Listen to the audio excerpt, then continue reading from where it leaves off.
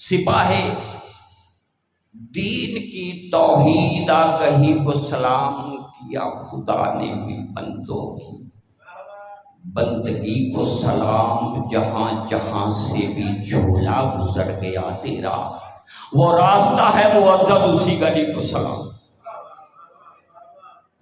جہاں جہاں سے بھی جھولا گزر گیا تیرا، وہ راستہ ہے معزز اسی گلی کو سلام۔ رباب تیرا بیٹا بھی اب بیٹے دیتا ہے، اللہ فرماتا ہے میں بیٹے ہبا کرتا ہوں۔ اور جب مریم کے پاس گئے نا جناب جبریل علیہ السلام، تو دیکھ کے گھبرا گئی کہ یہ مرد ہے، فتمثل لها بشرا سویا۔ قرآن نے کہا ہے کہ جب مریم کے پاس جبریل گئے تو ایک مکمل بشر کی شکل میں گئے، جیسے ہی جناب مریم نے دیکھا کہ سامنے بشر آیا، کہا میں اللہ کی پناہ چاہتی ہوں، اگر تو متقی ہے تو واپس چلا جا۔ انہوں نے کہا مریم گھبرا گئی، آنا رسول ربے کا، میں تیرے رب کی طرف سے بھیجا ہوا ایک رسول ہوں، اور تمہیں غلام زکیہ ایک پاکیزہ بیٹا عطا کر سکتا ہوں، یعنی عارضی عہدہ ہے رسالت کا۔ توجہ ہے نا؟ توجہ ہے؟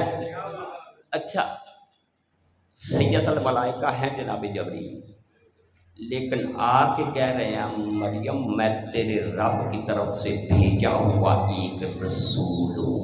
تو مریم ہے بطول چند منٹ کا ہے عہدہ جناب جبریل امین کے پاس کہ وہ مریم کو ایک بیٹا عطا کر سکتا ہے۔ کہنے لگا میں تجھے ایک بیٹا ہبا کر سکتا ہوں، تجھے ایک بیٹے کی خوشخبری دینے آیا ہوں، بیٹا عطا کر سکتا ہوں۔ تو شاہ جی ایمان سے بتائیے کہ جس کے پاس عارضی عہدہ ہے رسالت کا، اسے حق ہے کہ وہ مریم کو بیٹا عطا کر دے۔ اچھا، معصوم نگاہ مریم کی، اچھا جبریل خاکی تو نہیں ہے، جبریل تو نوری ہے۔ جب مریم کی معصوم نگاہ تھوڑی دیر کے لیے جناب جبریل امین کو بشریت میں آ کر نہیں پہچان سکی کہ یہ بشر ہے یا نور ہے، تو ملا کی منحوس نگاہ محمد عربی کو کیا پہچان رباب پھر واپس چل، تیرا بیٹا بھی اب بیٹے دیتا ہے۔ وہ جملہ پچھلا یاد ہے نا، جہاں جہاں سے بھی جھولا گزر گیا تیرا، وہ راستہ ہے معزز اسی گلی کو سلام۔ رباب اب تیرا بیٹا بھی بیٹے دیتا ہے، اب جملہ دے رہا ہوں، رباب تیرا بیٹا بھی اب بیٹے دیتا ہے، خدا مزاج پیغمبر صرف سخی کو سلام۔ یا رباب تیرا بیٹا بھی اب بیٹے دیتا ہے۔ اس سلام کا آخری جملہ، خدا مزاج پیغمبر صفت سخی کو سلام، اس کی مثل کوئی شے نہیں، البتہ اس کے مثل ضرور ہیں۔ مثل کہتے ہیں ذات جیسا ہونا، مثل کہتے ہیں صفات جیسا ہونا۔ اگر اس کی صفات جیسا تو کوئی ہوتا نہ تو وہ پہچانا کیسے جاتا؟ تو اپنی جتنی بھی صفات ہیں وہ 14 میں دیکھ۔ رباب تیرا بیٹا بھی اب بیٹے دیتا ہے، خدا مزاج، وہ کریم ہے تو یہ بھی کریم ہے، وہ رحیم ہے یہ بھی رحیم ہے، وہ مہربان ہے تو پھر یہ بھی مہربان ہے۔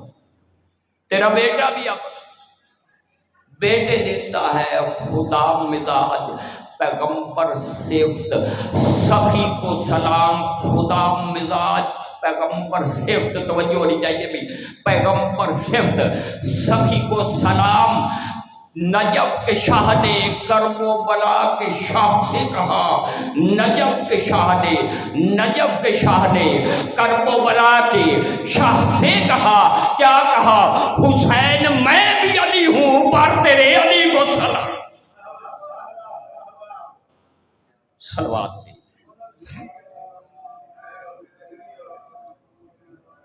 اذا جاء نصر اللہ والفتح ورأیت الناس یدخلون فی دین اللہ افواجا، اے حبیب جب تم یہ دیکھو کہ لوگ جوک در جوک فوج در فوج اللہ کے دین میں داخل ہو جائیں تو کیا کرو؟ فسبح بحمد ربک، تو اپنے رب کی تسبیح کرو اس کی تعریف کے ساتھ۔ تسبیح یعنی اس کی بارگاہ میں سر نیاز کو رکھ دو۔ انہ کان توابا، وہ تو ہے ہی توبہ کرنے قبول کرنے والا، اس کی بارگاہ میں جاؤ اور استغفار کرو۔ بابا جی یہاں روک رہا ہوں، آپ کو دو جملوں کے لیے زحمت ہے۔ ہمارے معاشرے میں جو ہے نا استغفار کا مطلب لیا جاتا ہے کہ گناہوں کی توبہ کے لیے استغفار کرتے، یہی ہے۔ اور میں پوچھنا چاہ رہا ہوں، اللہ ارشاد فرما رہا واستغفر اللہ، اللہ کی بارگاہ میں استغفار کرو، تو اس کا یہ مطلب نہیں ہے کہ نعوذ باللہ رسول نے کوئی گناہ کیا تھا جو اللہ کا جاؤ صحیفہ کاملہ دیکھو جناب نہج البلاغہ میں مولا سجاد علیہ السلام کا استغفار سے بھرا ہوا ہے صحیفہ کاملہ۔ کیا معصوم سے کبھی کوئی گناہ سمجھو؟ نہیں۔ استغفار کے معنی ہے کہ اللہ کی بارگاہ میں اپنے سر نیاز کو رکھ دو اور اس کی تسبیح کرو، اس کی بے عیبی کا اعلان کرو، مگر اس کی حمد کے ساتھ۔ تو میرا بھائی استغفار کا کوئی ایک مطلب نہیں ہے۔ اور ایک چھوٹی سی روایت جو راستے میں آ گیا آپ کو سنا دوں۔ ایک دن جناب ابن عباس اور مولا علی سرکار موجود تھے، مدینے کی بات ہے، سرکار بیٹھے ہوئے تھے بڑے خوشگوار موڈ میں، جناب عبداللہ ابن عباس بھی ساتھ بیٹھے ہوئے تھے۔ ایک آدمی دوڑتا ہوا گزرتا ہوا آیا، اس نے دیکھا کہ مولا علی کا چہرہ آج بڑا خوشنما ہے، موڈ بڑا خوشگوار ہے، اس نے سوچا چلو علی سے کچھ پوچھ لیتے ہیں۔ قریب آ گیا، اے ابو الحسن آپ پر سلام ہو۔ مولا فرماتے ہاں دیکھ کیسے آنا ہوا؟ کہا مولا گزر رہا تھا تو میں نے سوچا کہ مولا بڑے آج خوشگوار موڈ میں ہے، چلو کچھ پوچھ لیں۔ مولا فرماتے ہیں پوچھیں۔ کہنے لگا مولا گناہ گار ہوں، بہت بڑا گناہ گار۔ تو جناب علی المرتضیٰ نے کہا کہ جاؤ کثرت سے استغفار کیا۔ یہ توجہ ہے نا؟ تو پھر بلند صلوات پڑھے، مجھے پتہ چلے کہ کوئی کہا مولا بہت بڑا گناہ گار ہوں۔ مولا فرماتے ہیں کہ جاؤ کثرت سے استغفار کیا کرو۔ اچھا وہ آدمی گزر گیا۔ یہ روایت کرنے والے ہیں جناب عبداللہ بن مسعود۔ وہ فرماتے ہیں کہ ہم علی کے پاس بیٹھے ہوئے تھے، صلوات پڑھ۔ تھوڑی دیر کے بعد ایک اور آدمی آیا، اس نے بھی دیکھا کہ مولا آج بڑے خوشگوار موڈ میں آ۔ ذہن میں سوچا کہ کچھ علی سے پوچھ لیتے، قریب آ کے سلام کیا، میرے مولا کو سلام کر کے کہا کہ مولا اولاد نہیں ہے، اللہ بیٹا نہیں دیا اللہ پاک نے۔ تو مولا نے فرمایا جاؤ کثرت سے استغفار کیا۔ دو آدمی گزر گئے۔ تھوڑی دیر کے بعد ایک اور آدمی آیا، اس نے کہا کہ مولا ہم نے باغ لگایا تھا وہ سوکھ گیا ہے، آسمان سے بارش نہیں برسی، تو اس کا کوئی حل بتلا دے۔ مولا نے فرمایا جاؤ کثرت سے استغفار کیا کرو۔ تھوڑی دیر گزری، کچھ مدینے کا باہر سے کچھ لوگ آئے مولا کے پاس، انہوں نے کہا مولا ہم نے بڑی مشکل سے ایک نہر کھود کے لائے تھے، وہ نہر خشک ہو گئی ہے، بالکل خشک ہو گئی ہے، ہمارے باغات جل گئے ہیں۔ مولا نے فرمایا کہ جاؤ کثرت سے استغفار کیا کرو۔ بابا جی 4-5 آدمی گزر گئے۔ جناب عبداللہ ابن عباس کہتے ہیں کہ میں حیران تھا کہ مختلف سوالات لے کے آدمی آئے اور مولا ایک ہی جواب دیتے رہے۔ جب آخری آدمی سے کہا نا کہ جاؤ کثرت سے استغفار کیا کرو، تو جناب ابن عباس کہتے ہیں کہ میں نے مولا کی کلائی پہ ہاتھ رکھا، ہاتھ رکھ کے کہا مولا یہ آپ کیا کر رہے ہیں؟ مولا فرماتے ہیں ابن عباس کیا ہوا؟ کہا مولا مختلف سوال تھے، جواب آپ نے ایک ہی دے دیا۔ مولا نے فرمایا کیا تم نے سورہ نوح نے نہیں پڑھا کہ اللہ نے فرمایا استغفروا ربکم انہ کان غفارا یرسل السماء مدرارا علیکم مدرارا ویمددکم باموال وبنین ویجعل لکم جنات وانہارا۔ اللہ فرماتا ہے جاؤ استغفار کرو تمہاری توبہ قبول کروں گا، جاؤ استغفار کرو تمہیں بیٹی عطا کروں گا، جاؤ استغفار کرو تمہیں مال و زر دوں گا، جاؤ استغفار کرو تمہارے باغوں کو تمہاری انہاروں کو ہرا بھرا کر دوں گا۔ یعنی یہ ہے استغفار. اکیلا یہ نہیں کہ گناہوں سے توبہ ہے، نہیں، بیٹے چاہیے استغفار کرو، مال و زر چاہیے استغفار کرو، گناہوں سے چھٹکارا چاہیے استغفار کرو، نہریں چاہیے استغفار کرو، باغات چاہیے پھر بھی استغفار. تو اللہ نے اپنے رسول سے فَسَبِّحْ بِحَمْدِ رَبِّكَ، اے حبیب اپنے رب کے نام کی تسبیح کر، لیکن اس کی تعریف کے ساتھ، بے شک وہ تیرا توبہ کا قبول کرنے والا ہے. اچھا یہ جو الحمد ہے نا، سب سے بڑی تعریف کیا ہے؟ الحمدللہ. جب بھی کوئی انسان شکر ادا کرتا ہے نا تو بیسیکل فطری طور پر اس کی زبان سے الحمد ہی نکلتا ہے. اور چلو ایک جملے میں سورہ حمد کا تھوڑا سا تعارف کرا دوں. خیر 7 آیتوں پہ مبنی ہے یہ سورہ، اور شان نزول 2 ہیں اس کے. مکے میں بھی یہ سورہ نازل ہوئی ہے اور یہ مدینے میں بھی نازل ہوئی. اور یہ سورے کے متعلق اللہ پاک نے اپنے حبیب سے ارشاد فرمایا سورہ بقرہ میں، وَلَقَدْ آتَيْنَاكَ سَبْعًا مِنَ الْمَثَانِي وَالْقُرْآنَ الْعَظِيمِ. میرا حبیب یہ اتنا قرآن عزیز ہے، اگر تو قرآن کو ایک طرف رکھ دے دوسری طرف سورہ حمد کو رکھ دیتے یہ دونوں برابر. یہ پتہ چلا. وَلَقَدْ آتَيْنَاكَ سَبْعًا مِنَ الْمَثَانِي وَالْقُرْآنَ الْعَظِيمِ. ابھی اس قرآن کو ترازو کے ایک پلڑے میں رکھ دے دوسرے پلڑے میں سورہ حمد کو رکھ دے تو یہ برابر ہے. سوال.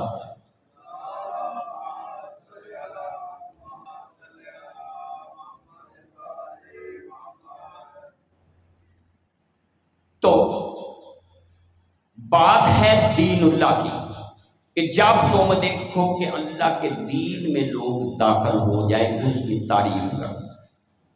سب ایک ہم دے رہے. اچھا کیا دین میں کوئی گنجائش ہے اضافے؟ کیا خیال ہے آپ کا؟ دین میں گنجائش ہے، اضافہ ہو سکتا ہے؟ تو دیکھو ممکن نہیں ہے، اس لیے کہ اللہ کل بھی ایک تھا، اللہ آج بھی ایک ہے اور اللہ کل بھی ایک رہے گا. تو اب بتاؤ، اب آپ کو ایک بات بتا دوں کہ اضافہ کس بات میں ممکن ہے، کس چیز میں؟ دین میں اضافہ ممکن نہیں، البتہ شریعت میں اضافہ ممکن ہے.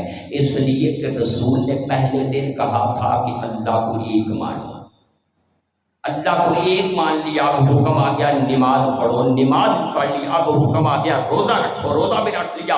اب حکم آ گیا کہ ہجرت. تو شریعت میں اضافہ ہو رہا ہے نا بھئی. آدم نبی ایک تھے، اب جو بندہ آدم علیہ السلام کے زمانے میں ہوگا اس پر واجب ہے کہ وہ اللہ کو بھی ایک مانے اور آدم کو بھی نبی مانے.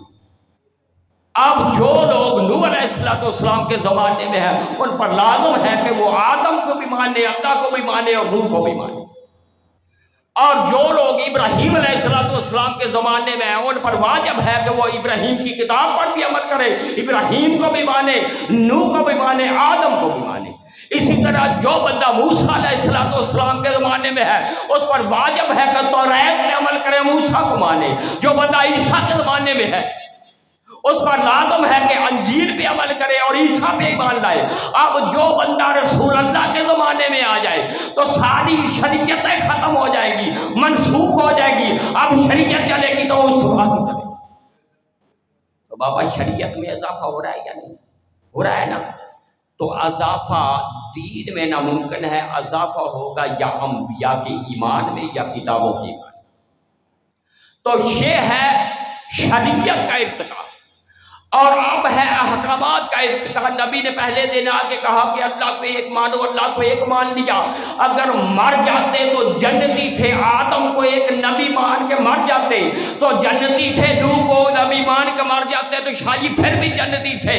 ابراہیم آئے تھے ان کو نبی مان کے مر جاتے تو جنتی تھے. موسیٰ آ گئے، عیسیٰ آ گئے، ان کو مان کے مر جاتے تو جنتی تھے. اب آگے محمد رسول اللہ، انہوں نے کہا کہ اللہ ایک ہے، اللہ کو ایک مان کے مر جاتے تو جنتی تھے. محمد کو رسول مان کے مر جاتے تو پھر بھی جنتی تھے. رسول نے فرمایا آپ نماز پڑھو. شاہ جی نماز پڑھ کے مر جاتے تو جنتی تھے.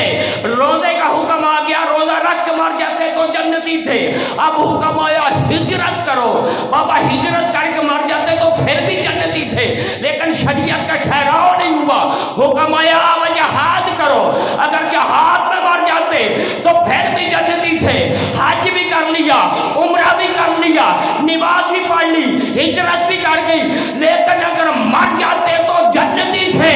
اب آخری حکم آ گیا، یا ایھا الرسول، نماز ہی پڑھ لی، اسے مانا بھی مانا ورنہ جنت نہیں ملے گی، بس جنت نہیں ملے گی، بس آ گئی، یا علی اسے مولا بھی مانو۔ جی عشرہ محرم میں لفظ بلغ پہ تھوڑی سی گفتگو ہوئی، لیکن آج دو جملے اضافہ کر رہا ہوں۔ بلغ نکلا ہے ابلاغ سے، پہنچانا، ذریعہ وسائل ابلاغ، ٹھیک ہے آپ نے سنا ہے، اور ابلغ نکلا ہے بلغ سے، تبلیغ سے نکلا ہے بلغ، ابلاغ، یعنی بلغ کا معنی ہے بار بار پہنچانا، تبلیغ کے معنی ہے کثرت سے پہنچانا۔ اللہ نے ابلغ نہیں کہا، ابلغ کا مطلب ہے ایک بار پہنچانا، ابلاغ کا مطلب ہے ایک بار پہنچانا۔ یہاں اللہ نے سرکاری کام لینا تھا، کہا یا ایھا الرسول، اس جملے میں رنگینی نہیں ہے، اللہ کی پیار نہیں ہے، محبت ہے نہیں ہے، بلکہ بین الاقوامی سطح پہ اللہ نے اپنے رسول سے کام لینا ہے، کہا بلغ کر دے، بار بار اعلان کر دے، بس تیزی کر رہا ہوں 2 منٹ کے لیے، آخری جملے ہے۔ یا رسول اللہ، آپ کو حکم تھا کہ آپ علی کی ولایت کا بار بار اعلان کریں، لیکن آپ نے ایک مرتبہ فرمایا ہے، تو سنو، میرا رسول ظرف مشیت الہیہ ہے، اگرچہ ایک ہی بار پہنچایا مگر بڑی شان کے ساتھ پہنچایا، تو یا رسول اللہ آپ نے یہ کیا کیا کہ اللہ تو فرما رہا ہے کہ بلغ کر بار بار علی کی ولایت کا اعلان کر، تو آپ نے یا رسول اللہ فقط ایک مرتبہ پہنچایا، کہا نہیں، جاؤ میرا خطبہ دیکھو، یہاں لکھا ہے من کنت مولا ہو فہذا علی مولا، علی مولا، علی مولا، الا فلیبلغ شاہد الغیب والولد الولد الی یوم القیامہ، تو جس کا میں مولا اس کا علی مولا، الا فلیبلغ شاہد الغیب، جو حاضر ہے وہ غیبین تک، والولد الولد، اور ہر باپ اپنے بیٹے تک، الی یوم القیامہ، قیامت تک ولایت علی کا اعلان پہنچاتے رہے۔ یا صحابہ کرام آئے، آخری جملہ فلیبلغ شاہد الغیب، رسول نے فرمایا جو حاضرین ہیں وہ غیبین تک، والولد الولد، اور ہر باپ، میری امت کا ہر باپ اپنے بیٹے تک، الی یوم القیامہ، قیامت تک کے لیے علی کی ولایت کا اعلان پہنچاتے رہیں گے۔ اب قسم اٹھا کے کہہ رہا ہوں کہ جو باپ بابا، جو باپ مدعے کی بات نہیں کر رہا ہوں، جو باپ اپنے بیٹے کو اپنا بیٹا سمجھے گا وہ قیامت تک علی کی ولایت کا اعلان کرے گا یا نہیں؟ علی مولا، بس آخری جملے میری تقریر کے، علی مولا، علی مولا۔ ایک جملہ سوائے کے مہر کا سے لکھا ہے، جاؤ پڑھ کے دیکھنا، لکھا ہے کہ سارے صحابہ کرام کہتے ہیں کہ ہم جب بھی جاتے ہیں رسول کی بات، رسول علی کا تذکرہ کرتے رہتے ہیں، علی کی تعریف کرتے رہتے ہیں، علی کی فضیلت بیان کرتے ہیں، لگتا ہے کہ رسول کو کوئی کام ہی نہیں ہے، 24 گھنٹے علی کا تذکرہ کرتے رہتے ہیں۔ تو اس اعتراض کا جواب آپ کے پاس ہے کہ اگر آپ کسی آدمی سے ملنے کے لیے جائیں اور وہ ہر وقت قرآن پڑھتا رہے، آپ کہیں گے بھائی صاحب ہم جب بھی آتے ہیں آپ قرآن ہی پڑھتے رہتے ہیں، آپ قرآن ہی پڑھتے رہتے ہیں، مگر رسول وہ ہے جو 24 گھنٹے نعت کے قرآن کی تلاوت کرتا ہے۔ ہر رسول کو ایسا ہے۔ اچھا صحابہ کرام نے پوچھا یا رسول اللہ، ہر وقت جو بھی کتاب اٹھا کے دیکھتے ہیں، مناقب اٹھا کے دیکھتے ہیں، علی کی تعریف ہے، علی کا بیان ہے، علی کی فضیلت ہے، یا رسول اللہ آپ بھی ہر وقت 24 گھنٹے علی کی تعریف، علی کا بیان کرتے رہتے ہیں، اگر علی نہ ہوتے تو اب جملہ سنا 3 حدیثیں پڑھوں گا، ایک ساتھ 3 حدیثیں۔ صحابہ نے توجہ ہے نا مشاہدین بھائی، سب کی توجہ ہے میری طرف۔ صحابہ نے کہا یا رسول اللہ ہم جب بھی آتے ہیں آپ علی کی تعریف کرتے رہتے ہیں، اگر علی نہ ہوتے تو رب کائنات کی قسم ہے چہرہ رسالت پہ ایک خوشی آئی، ایک خوشی کی لہر دوڑی۔ رسول نے فرمایا سنو، لولا علی لما کانا نکتۃ فی القرآن، اگر علی نہ ہوتے قرآن میں نکتہ نہ ہوتا۔ صحابہ نے کہا یا رسول اللہ پھر کیا ہوتا؟ پھر میرے رسول نے فرمایا لولا علی لما کانا سجدہ للکعبہ، اگر علی نہ ہوتے کعبے کو سجدہ نہ ہوتا۔ کہا یا رسول اللہ یہی کہ علی نہ ہوتے تو کعبے کو سجدہ نہ ہوتا۔ اب آپ کی سماعتوں کی نظر ایک حدیث کر رہا ہوں، پھر کیا ہوتا؟ تو رسول نے فرمایا لولا علی لما کانا کفل فاطمہ آدم ومن دونہ، اگر علی نہ ہوتے تو فاطمہ کا کف نہ ہوتا، چاہے وہ آدم نبی ہوتا یا نوح نبی ہوتا۔ اللہ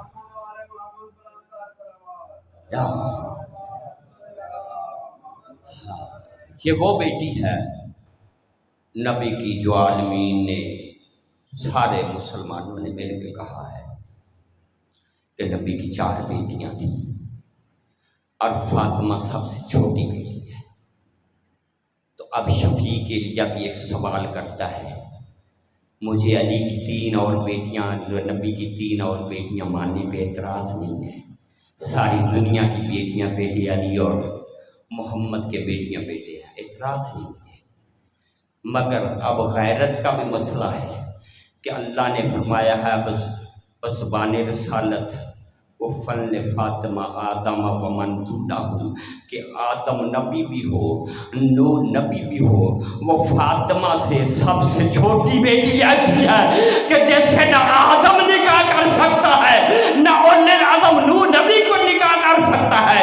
تو اب 3 بیٹیاں جو ہیں ان کے لیے کوئی علی جیسا تھا، بس